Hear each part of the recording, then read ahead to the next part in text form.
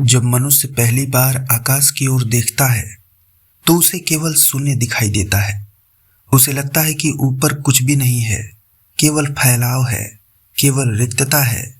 लेकिन श्री अरविंदो कहते हैं कि यह रिक्तता वास्तव में रिक्त नहीं है, यह चेतना का महासागर है, यह शक्ति का अनंत स्रोत है। यह वह क्षेत्र है जहां से विचार जन्म लेते हैं, जहां से प्रेरणाएं उतरती हैं, जहां से प्रकाश और ज्ञान पृथ्वी पर आते हैं। मनुष्य की सबसे बड़ी भूल यह है कि वह स्वयं को केवल शरीर मान बैठा है। वह अपने आप को सीमित समझता है, जबकि उसकी वास्तविक सत्ता सीमाओं से कहीं परे फैली हुई है। तुम्हारी चेतना किसी बंद कमरे में कैद नहीं है, वह उस अनंत आकाश की ही एक छोटी सी किरण है। जिस प्रकार समुद्र की एक लहर समुद्र से अलग नहीं होती, उसी प्रकार तुम्हारी चेतना भी उस विराट चेतना से अलग नहीं है। अंतर केवल इतना है कि लहर स्वयं को समुद्र मानना भूल गई है। यही विस्मरण मनुष्य का अज्ञान है। यही कारण है कि वह स्वयं को कमजोर, असहाय और सीमित अनुभव करता है। जब कोई साधक अपनी यात्रा प्रारंभ करता है तो वह शक्ति प्राप्त करने के लिए प्रयास करता है। वह सोचता है कि कोई विशेष तकनीक होगी, कोई विशेष क्रिया होगी, कोई विशेष रहस्य होगा जिससे वह ब्रह्मांडी शक्तियों को अपनी ओर खींच सकेगा। लेकिन श्री अरविंदो का मार्ग इससे भिन्न है। वे कहते हैं कि शक्ति को खींचना नहीं पड़ता, शक्ति सदैव उतर रही है। सूर्य को पृथ्वी तक आने का प्रयास नहीं करना पड़ता। सूर्य का प्रकाश हर क्षण पृथ्वी पर बरस रहा है। प्रश्न यह नहीं कि प्रकाश आ रहा है या नहीं, प्रश्न यह है कि क्या तुम्हारी खिड़कियां खुली हैं। मनुष्य का मन उन्हीं बंद खिड़कियों में से एक है। विचारों का अंतहीन शोर, इच्छाओं की भीड़, भय, क्रोध, ईर्ष्या, असुरक्षा, यह सब मिलकर चेतना को ढक देते हैं। तब ऊपर से आने वाली सूक्ष्म शक्तियां प्रवेश नहीं कर पाती। इसलिए चेतना को आकाशीय ऊर्जा से जोड़ने का पहला कदम शक्ति प्राप्त करना नहीं, बल्कि भीतर मौन स्थापित करना है। मौन केवल शब्दों का अभाव नहीं है, मौन एक जीवित शक्ति है। जब मन शांत होने लगता है तब साधक पहली बार अनुभव करता है कि उसके भीतर एक विशाल स्थान मौजूद है। वह देखता है कि विचार आ रहे हैं और जा रहे हैं, लेकिन वह स्वयं विचार नहीं है। भावनाएं उठ रही हैं और समाप्त हो रही हैं, लेकिन वह स्वयं भावनाएं नहीं है। शरीर बदल रहा है, लेकिन वह स्वयं शरीर नहीं है। धीरे धीरे एक नई जागरूकता जन्म लेने लगती है। यहीं से चेतना ऊपर उठना शुरू करती है। श्री अरविंदो बार बार कहते हैं कि मनुष्य की चेतना केवल सिर के भीतर सीमित नहीं है, उसके ऊपर चेतना के और भी ऊंचे स्तर हैं। साधारण मन के ऊपर उच्च मन है, उच्च मन के ऊपर प्रकाशित मन है, प्रकाशित मन के ऊपर अंतर्ज्ञान का क्षेत्र है, और उसके भी ऊपर विशाल आध्यात्मिक चेतना के लोक हैं। सामान्य व्यक्ति इन स्तरों से अनजान रहता है, क्योंकि उसका ध्यान सदैव नीचे की ओर लगा रहता है। वह केवल विचारों और प्रतिक्रियाओं में जीता है। लेकिन जब साधक मौन में प्रवेश करता है तो उसे अनुभव होने लगता है कि उसके सिर के ऊपर कोई विशाल विस्तार मौजूद है।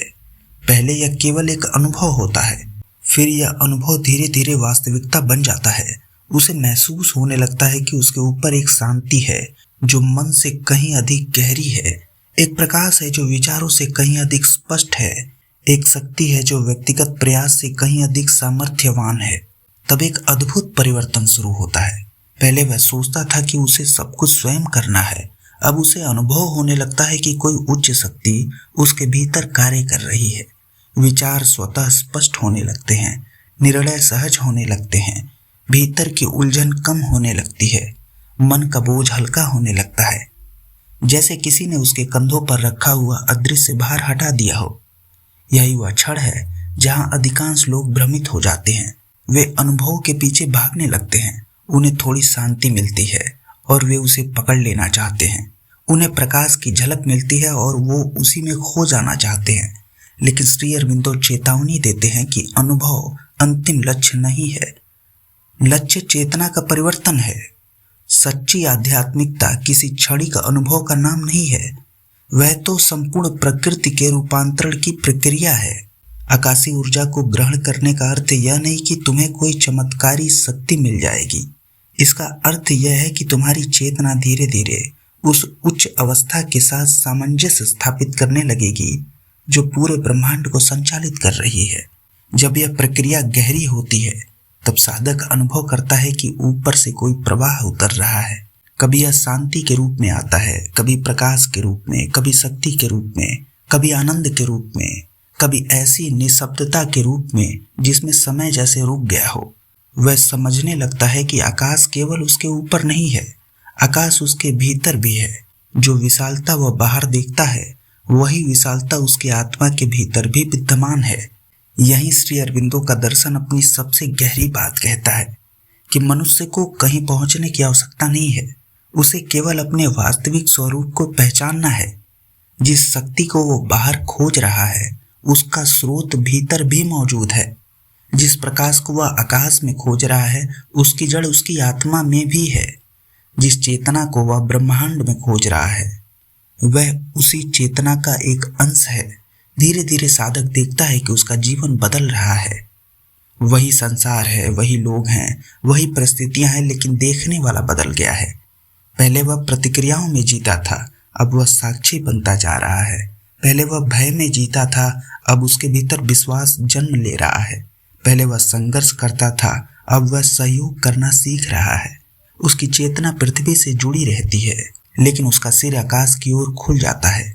तब वह समझता है कि आकाशीय ऊर्जा को खींचने का रहस्य किसी तकनीक में नहीं था, रहस्य ग्रहणशीलता में था, रहस्य समर्पण में था, रहस्य मौन में था। और एक दिन ऐसा आता है जब साधक अनुभव करता है कि वह ऊर्जा को खींच नहीं रहा, ऊर्जा स्वयं उसकी ओर प्रवाहित हो रही है। जैसे नदी समुद्र की ओर जाती है वैसे ही चेतना उस विराट चेतना की ओर बढ़ रही है।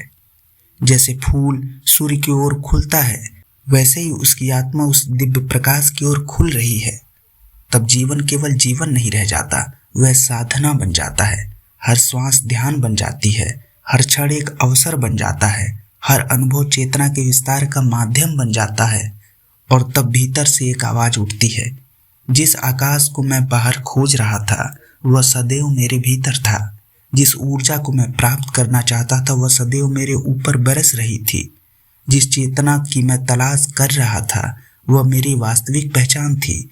और उसी क्षण साधक पहली बार वास्तव में आकाश से जुड़ता है, क्योंकि अब वह आकाश को देख नहीं रहा होता, वह स्वयं आकाश की चेतना में प्रवेश करना शुरू कर चुका होता है। और जब चेतना इस बिंदु तक पहुंच जाती है तब उसके सामने एक नया प्रश्न खड़ा होता है।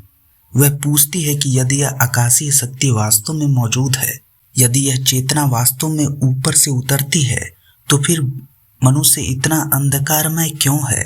संसार में इतना संघर्ष क्यों है? इतनी पीड़ा क्यों है? इतनी अशांति क्यों है? श्री अरविंदो कहते हैं कि इसका कारण शक्ति का अभाव नहीं, कारण ग्रहण करने की क्षमता का अभाव है। सूर्य हर दिन उदय होता है, लेकिन यदि कोई व्यक्ति अपनी आंखें बंद कर ले तो उसके लिए संसार अंधकारमय ही रहेगा। इसी प्रकार दिव्य चेतना हर क्षण पृथ्वी पर कार्य कर रही है, लेकिन मनुष्य अपने छोटे से अहंकार के घेरे में कैद है। वह स्वयं को इतना सीमित कर चुका है कि अनंत का स्पर्श उसके लिए असंभव प्रतीत होता है। यही कारण है कि आध्यात्मिक मार्ग का सबसे कठिन कार्य ध्यान करना नहीं है। सबसे कठिन कार्य अपने भीतर बने हुए झूठे केंद्र को पहचानना है। वह केंद्र जो हर समय कहता है मैं कर रहा हूँ, मैं जानता हूँ, मैं समझता हूँ, मैं श्रेष्ठ हूँ, मैं सही हूँ। जब तक यह केंद्र सक्रिय रहता है तब तक चेतना ऊपर नहीं उठ सकती, क्योंकि आकाश की ऊर्जा अहंकार की दीवारों में प्रवेश नहीं करती। तुमने कभी देखा होगा कि वर्षा का जल सदैव नीचे की ओर बहता है। वह ऊंची चट्टानों पर नहीं टिकता, वह विनम्र घाटियों को खोजता है। ठीक उसी प्रकार दिव्य शक्ति भी उस चेतना में उतरती है जो ग्रहणशील हो, जो विनम्र हो, जो सीखने को तैयार हो। धीरे धीरे साधक अनुभव करता है वास्तविक शक्ति कठोर होने में नहीं है बल्कि खुलने में है। वास्तविक ज्ञान बहस करने में नहीं है बल्कि सुनने में है। वास्तविक प्रगति भागने में नहीं है बल्कि जागने में है। और जब यह जागरण प्रारंभ होता है तब संसार बदलने लगता है। बाहर की वस्तुएं नहीं बदलती, लेकिन उसके अर्थ बदल जाते हैं। जो घटनाएं पहले पीड़ा देती थी अब वही शिक्षा देने लगती हैं। जो परिस्थितियां पहले बाधा लगती थी वे अब विकास के साधन बन जाती हैं। जो लोग पहले शत्रु लगते थे वे अब चेतना के दर्पण दिखाई देने लगते हैं। तब साधक समझने लगता है कि ब्रह्मांड उसके विरुद्ध नहीं है, जीवन उसके विरुद्ध नहीं है, अस्तित्व उसके विरुद्ध नहीं है। वास्तव में संपूर्ण सृष्टि उसे जगाने का प्रयास कर रही है। हर घटना एक संदेश है, हर संघर्ष एक निमंत्रण है, हर पीड़ा एक द्वार है, हर चुनौती चेतना के विस्तार का अवसर है। लेकिन सामान्य मनुष्य इन संकेतों को पढ़ नहीं पाता क्योंकि उसका मन शोर से भरा हुआ है। वह बाहरी घटनाओं से इतना उलझा हुआ है कि भीतर चल रही महान प्रक्रिया को देख नहीं पाता। श्री अरविंदो कहते हैं कि मनुष्य अभी अधूरा है। वह अंतिम रचना नहीं है, वह एक संक्रमण है। वह पशु और दिव्य के बीच की एक कड़ी है। जैसे प्रकृति ने पशु से मनुष्य को उत्पन्न किया, वैसे ही मनुष्य से एक उच्चतर चेतना का जन्म होना बाकी है। यही आध्यात्मिक विकास का वास्तविक अर्थ है। यह संसार छोड़ने की यात्रा नहीं, यह संसार को दिव्य बनाने की यात्रा है। यह शरीर से भागने की यात्रा नहीं, यह शरीर में प्रकाश उतारने की यात्रा है। यह जीवन का त्याग नहीं है, यह जीवन के रूपांतरण की प्रक्रिया है। और जब साधक इस सत्य को समझ लेता है तब उसकी साधना की दिशा बदल जाती है। अब वह केवल व्यक्तिगत मुक्ति नहीं चाहता, अब वह केवल अपने लिए शांति नहीं चाहता, अब उसकी चेतना व्यापक होने लगती है। वह महसूस करता है कि जिस शक्ति को वह ग्रहण कर रहा है वह केवल उसके लिए नहीं है, वह संपूर्ण मानवता के लिए है। तब उसके भीतर करुणा जन्म लेती है, तब उसके भीतर धैर्य जन्म लेता है, तब उसके भीतर एक नई दृष्टि जन्म लेती है और वह देखता है कि प्रत्येक मनुष्य अपने भीतर उसी दिव्य संभावना को लिए हुए है, चाहे उसे उसका बोध हो या ना हो। धीरे धीरे उसकी चेतना सिर के ऊपर के मौन को पहचानने लगती है। वह मौन अब केवल ध्यान के समय नहीं आता, वह चलते समय भी साथ रहता है, काम करते समय भी साथ रहता है, लोगों से बात करते समय भी साथ रहता है। भीतर एक ऐसा आकाश बन जाता है जिसे कोई परिस्थिति विचलित नहीं कर सकती। यही वह अवस्था है जहां से वास्तविक आध्यात्मिक जीवन प्रारंभ होता है। क्योंकि अब साधक अनुभवों का पीछा नहीं कर रहा होता, अब वह प्रकाश को पकड़ने का प्रयास नहीं कर रहा होता, अब वह शक्ति को बुलाने की कोशिश नहीं कर रहा होता। अब वह केवल खुला हुआ है और जो खुला हुआ है उसमें आकाश स्वयं उतरता है।